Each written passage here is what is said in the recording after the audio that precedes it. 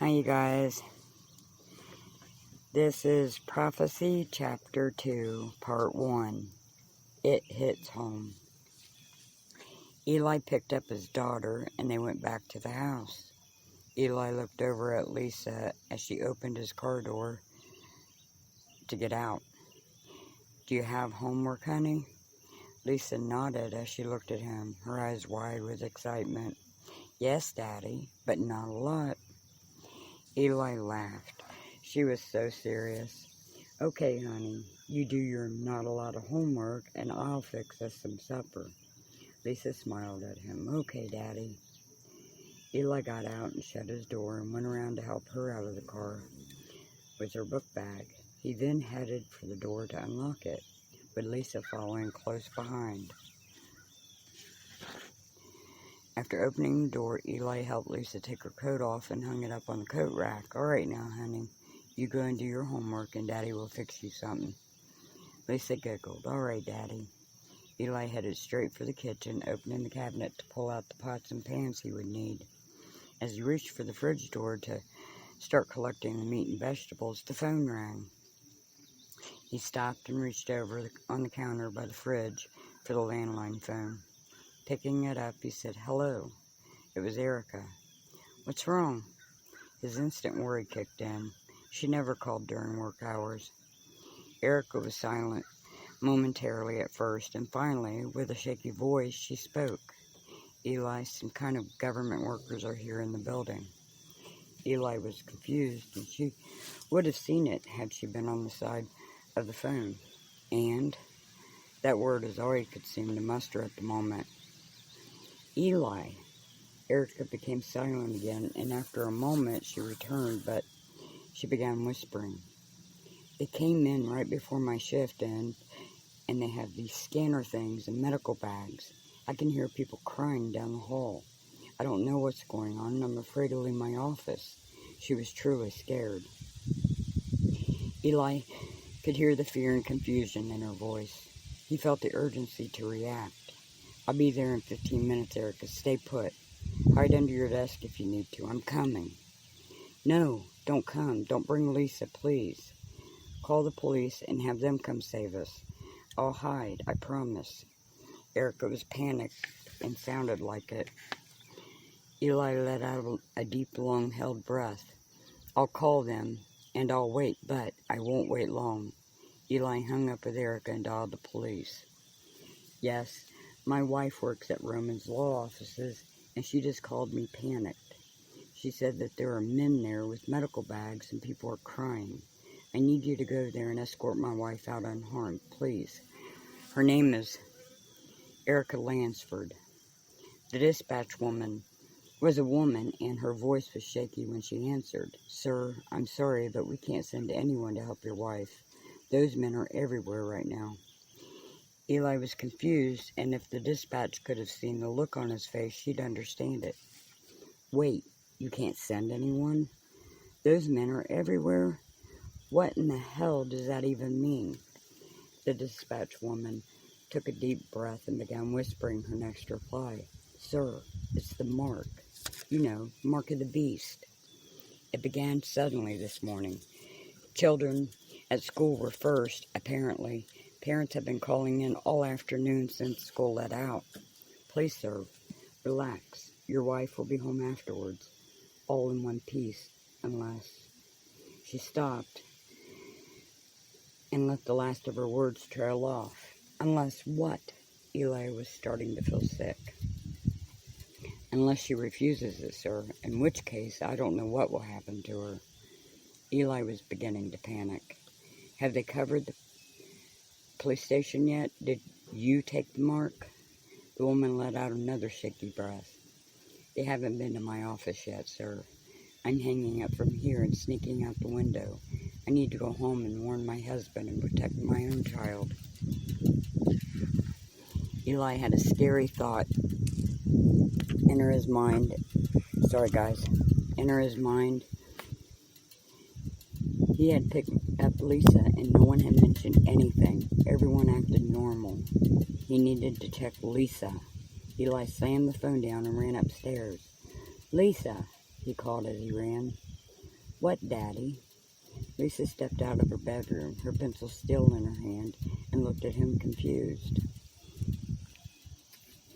Eli slowed down as he reached her and dropped to his knees. Honey, did some men come to your school today and do anything to you? He silently prayed as he thought about it. Her little head leaning to one side and her mouth twisting in deep thought. Oh, you mean the men in suits? Lisa said with a smile. Eli's heart sank. Yes, baby, the men in suits. What did they do to you? Lisa smiled again. They shined a light on my hand and then gave me this bracelet. She sounded excited. They asked me if I wanted to be able to buy whatever I dreamed of, and I told them, yes, Daddy. Eli held his tears back. Can Daddy see your hand? The one they shined the light on, baby? Lisa shook her head in excitement and grinned. Yes, Daddy. She held her right hand out to him, palm up, and then flipped it over, showing the backside. It was this one, Daddy. See the line? Eli looked at it. A faint black line with 3 clear breaks in it, and what looked like Roman numerals in the breaks, defacing his beautiful baby girl's perfectly soft hand, and almost passed out. Gather yourself, Eli.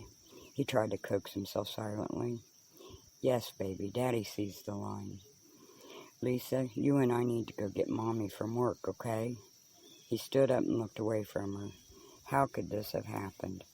Why would God allow a child to be marked without a choice?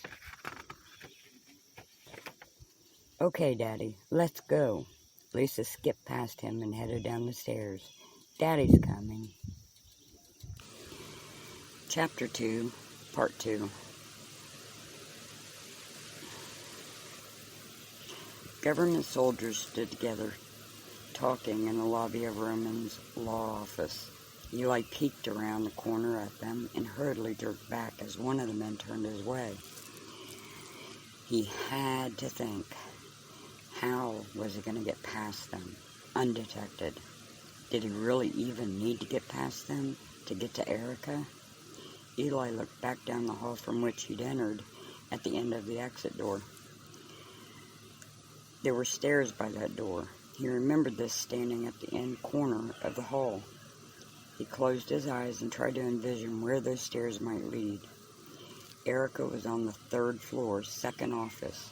If he took those stairs, he could take them all the way to the 3rd floor, couldn't he? Yes, he believed he could. He backtracked his steps to the stairwell by the exit door. He gently opened the stairwell door and peeked inside, listening intently for any noise indicating anyone would be coming down them. He could hear nothing such as that, and he entered, letting the door shut gently. He slowly climbed the stairs, keeping his eyes as far up them as possible, looking for anyone coming down. So far, so good. Eli made it to the 2nd floor, and opening the door, he peeked out and down both ways of the hallway. It was empty. Closing the door gently, he turned and headed up the stairs to the 3rd floor. Reaching that floor, he opened the door just barely enough to see if anyone was in the hall. It appeared empty, but he could hear muffled voices in one of the offices, and perhaps he even heard muffled crying. He couldn't be sure if he actually heard that, or if it was his mind playing tricks on him. He opened the door further and stepped out into the hallway, easing his way toward Erica's office door, and reaching it, he twisted the knob. It was locked. What now? No sooner did that thought go through his mind, the muffled voices got louder, and the crying he thought he had heard was crying indeed. Eli tapped on the door ever so lightly. Erica, he said in an urgent whisper. He heard the lock and then watched as the door opened slowly. Her eyes were swollen from crying. He reached for her. Come on, we have to hurry. Eli grabbed her arm and pulled. She acted like she wanted to resist, and he stopped. What? We need to hurry. Do you want to get caught? Erica's eyes widened. She stepped into the hall and dropped to her knees crying. What is happening, Eli? Eli forced her up off her knees. We have to go now. They are right there. He motioned toward the end of the hall, away from the stairwell. Okay, let's go then. Erica tugged at him, setting her sights on the stairwell door. Eli didn't budge. He was staring at the floor a ways down from them. There was blood coming from under one of the office doors and out into the hallway floor. What the hell is that? He whispered. Come on, Eli. Erica was running for the stairwell. Eli looked around at her. It dawned on him that she would leave without him. He caught up with her as she was opening the door. Hold up, he whispered. Erica held the door for him. I just want to get out of here and hide somewhere safe. Eli understood that, no doubt.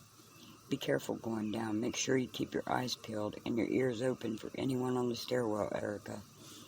Erica nodded. Okay. She continued pretty much running down the stairs 2 at a time. Eli tried to stay up with her. It wasn't easy. Slow down, he whispered loudly. Erica did slow down. She knew she was taking a risk going so fast. She was scared. They reached the second floor quicker than he imagined, and just as Erica was about to go down the next flight of stairs, they heard a commotion on the other side of the door. Eli yanked her back to him by her jacket. Shh, quiet, he whispered as he pulled her down behind the railing.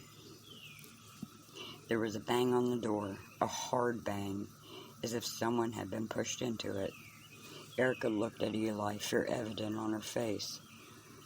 What was that? She whispered. Eli kept watching the door. It had shook with the bang but hadn't opened. I don't know, but we need to keep moving quickly and quietly. Erica followed him closely. She held onto the back of his jacket as he tiptoed down the stairs. They made it to the first floor exit door. Eli peeked out the small window of it. He could see his parked car alongside the curb off the busy property. It was too far away to see Lisa sitting in the back seat, but he was sure she was still in there because she always followed his orders. He turned back to look at Erica. Lisa is in the car. I know we don't really have time for this, but I feel I need to tell you now instead of in front of Lisa. Erica was sure he wanted a divorce. Now was not the time for discussing that. She was mentally fed up. Eli, it can wait, believe me. She had tears threatening to fall while she looked at him. Eli looked confused. No, it can't wait, Erica. Erica nodded. All right then, out with it so we can finally get the hell out of here. Eli looked back at the car and then back to Erica. They hit the schools first, Erica. They who? Erica was truly lost as to what he was talking about, or maybe she was just in instant denial mode. These soldiers, Erica, they covered the schools and young children first. Erica's eyes widened instantly. She felt a sickness travel from her throat to her stomach and linger there. She began with dread in her voice. Lisa? Eli lowered his eyes from hers. Yes, Lisa. She has no idea it's anything but good. She's innocent.